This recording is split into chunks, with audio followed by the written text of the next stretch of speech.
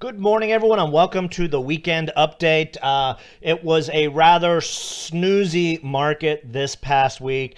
As I mentioned in the chat room, one of the slowest markets I remember in at least a year and a half. This was slow as slow could be in the last week.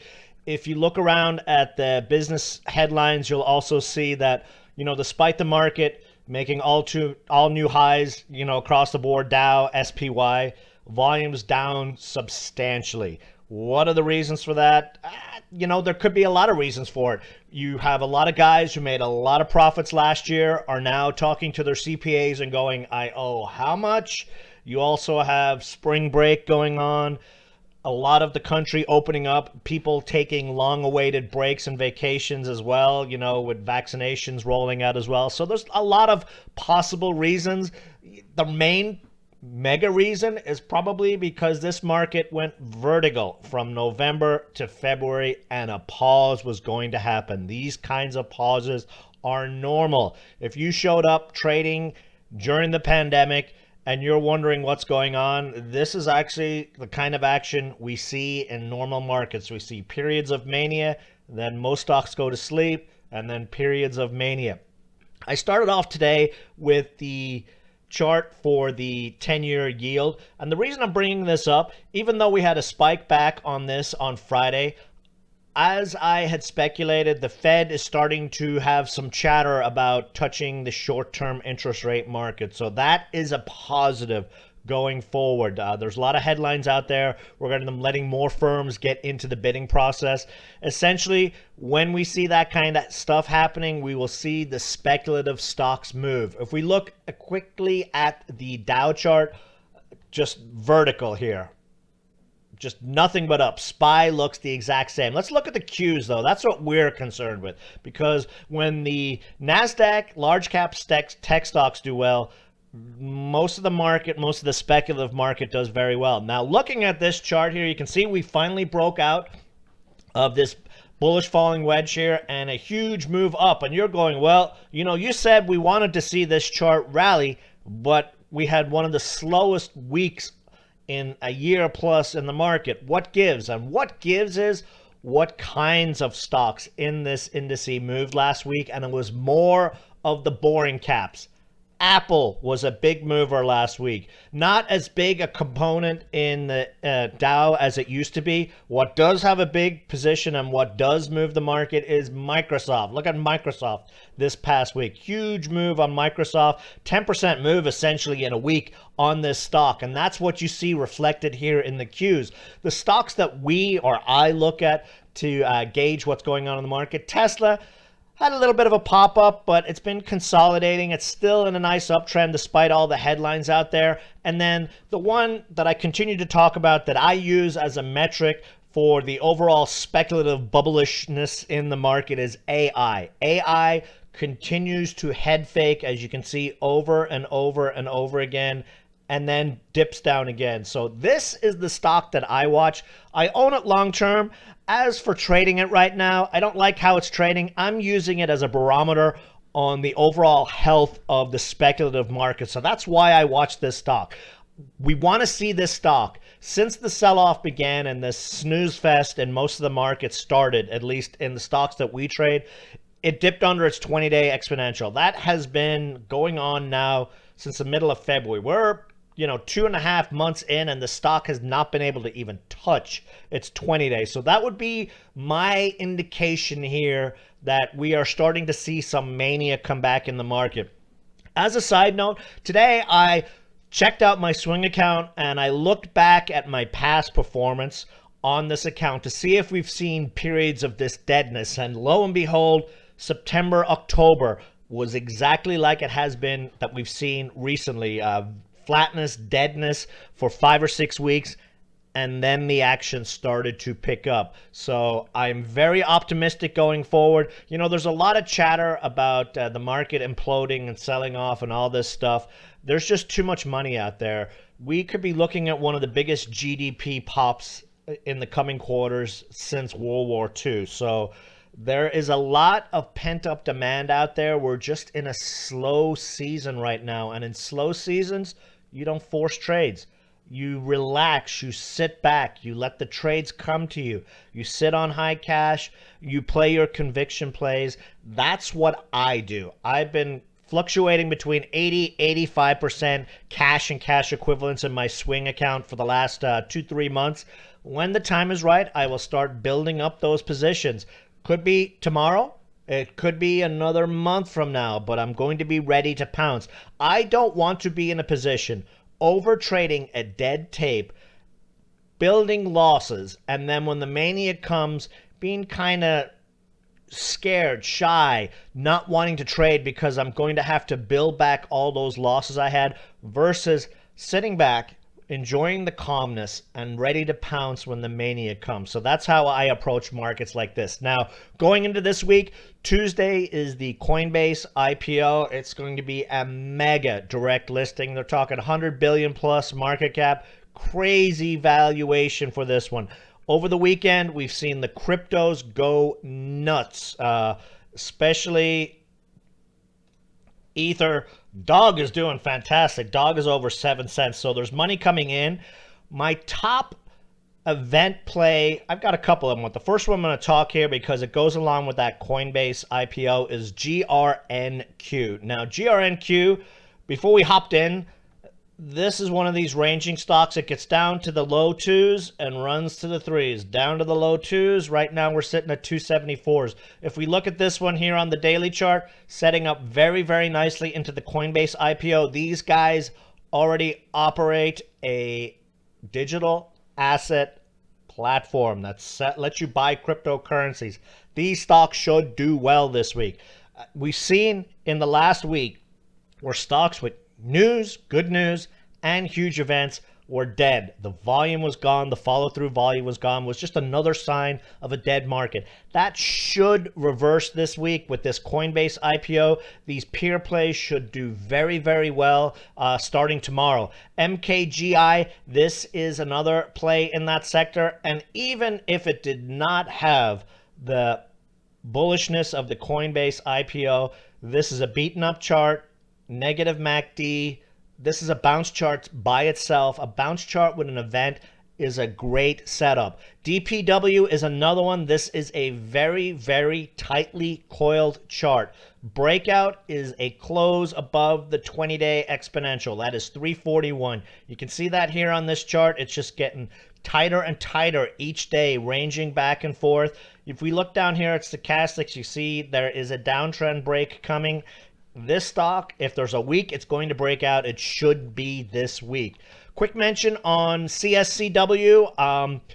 NFTs kind of went into a sleeper this week, but given the action that we're seeing over the weekend in the cryptos, I'd be very, very surprised not to see the likes of these getting big pops this week. Another one to mention quickly is CCNC. This is one I have as a very small swing position, because it's in the right sector, but they've got that shelf hanging over them. Usually what happens when you have those shelves hanging over, they have a big run and then they drop the offering. So I would look at this as a day trade stock in the coming days, but it should do rather well in the next couple of days into the Coinbase IPO. 50-day moving average is up there at 490. Breakout, 420, 20-day exponential. As you can see here, using simple moving averages as targets and as support levels, it can't get any more basic than that. You don't need to have a degree in charting to just take a look here and visually see what makes sense on these charts. This is a stock about to get a positive MACD cross, should get a good volume move on sector movement this week. UAMY had its conference call this week. Lots and lots of information. They confirmed Ambry. They're undergoing tests that started March 27. They said information on it within 3 weeks. So we're looking in about a week on getting news on this one. They also mentioned the U.S. Army is talking to them about using anti-money for weapons. Remember, we are in a serious Cold War that continues to go on with China, and everything is made and comes from China. So we are starting to do our stuff and looking to do stuff here in the States. That was big news by itself. 2 months ago, that news probably would have doubled this stock. What happened instead? the stock actually gapped down and is down 20 cents since that conference call. It's just another sign of the madness and lack of interest in the market right now. But as we know, things can turn on a dime. Now, with this in mind, instead of whining and complaining about stocks trading in ranges, I say it over and over and over again. These kinds of stocks are, I call them ATMs. They just spit out money if you're able to notice the trends. Look at this stock here. It dips big, it bounces big. It dips big, it bounces big. Even if you just bought the extreme sell-off moves on this one, you're looking at 20, 30-cent moves over the course of 1 or 2 weeks on your swing. And these stocks, if I pulled up this chart here on the hourly, these stocks do these ranges daily. If you were so inclined and you found a few of these stocks, you could make a living just trading these moves. I absolutely love these kinds of moves. I'm going to talk about another one here in a minute, like SNCA. SNCA, we've been playing this one since 50 to $1. The number of ranges in that stock is fantastic. Yet you look around in the room and you've got guys going, oh my God, we added at 170 yesterday. It's 155 now. Oh, I'm ruined, and all this other nonsense. Where when you see a dip like that, you go, yummy. I'm going to get probably 20 cents on this one with a little patience in a few days. Now, the stock that goes with UAMY is XPL. Again, another very coiled chart, but the speculative money is not in this market yet. It's coming. Only a matter of when. All these charts are setting up for very, very nice moves. Now, the other stock I really, really like into this week is COMS. As I mentioned, they have already told us that they are launching their drone business. They're going to start manufacturing it in April. We are almost in the middle of April right now, so odds are pretty high based on what they said. The fact that they called it out in an earnings report that they were going to start manufacturing it. Here in the USA now, remember, there's been a lot of headlines about drones in the USA and the military and the government saying we only want to allow USA-made drones to be sold and used in the USA. This is a beaten up, bottomed out chart with a very good potential drone headline coming. As we know, when the news comes out, the scanner guys will be chasing. 50-day moving averages at 360. So this is a play into the next couple of weeks until they drop that press release. MDGS, quick mention on this one. Again, another bottomed chart. 50-day moving averages at 261. That's a nice little gain for a potentially bottomed out chart, especially if we see that speculative money roll back in. SNCA. SNCA, this is, again, going back to what I said on UAMY about stocks that trade in a range. When this one gets an extreme sell-off, it bounces back up. Then it has mini bounces over and over and over again. We had the shareholder vote on Friday. They voted almost all the things. They agreed to all. The major one was, one of the biggest criteria was a reverse split to happen so that they could do the reverse merge or do the merger. And then the stock sold off because everyone went, there's a delay for 2 more weeks. They almost have all the votes in for a yes vote.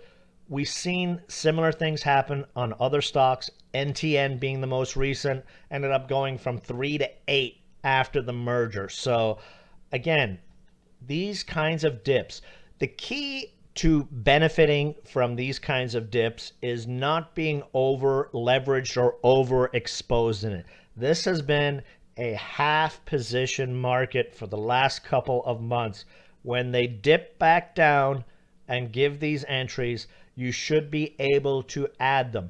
A quick rule of thumb that I use on my swings, if I look at a swing chart and I go, I'm not okay seeing this stock at 159, then that probably means I should not be swinging that stock. If I'm not able to add a dip and my research and due diligence on that stock is not good enough for me to be able to add the dip, then maybe I need to have way tighter stops on it, or maybe I should not be trading that stock. That's a good rule of thumb for you to put in the back of your mind in a market like this. Last stock I'm going to mention here is ITP. We actually had very good news midweek on ITP. News that could be bigger than the news we're waiting on had a nice little pop up to 73 cents and then faded. And that was just the theme of this market this week.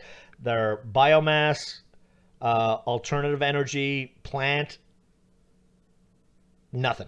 Absolutely nothing. Another testament to the weakness in this market. Now, when we start to see other than low float garbage move on news, that will be another good indication that the speculative money is starting to come in. Now, remember, like the market during the summer, August was a beat everything up market. September was a starting to bounce market. October was sidelines, and then November things took off. So these kinds of manias and pauses, it takes time to build. It's like a snowball going down a mountain, and then eventually it's really, really going fast. So that's it for the video, guys. Enjoy the rest of your weekend, and see you all in the chat room tomorrow. Bye.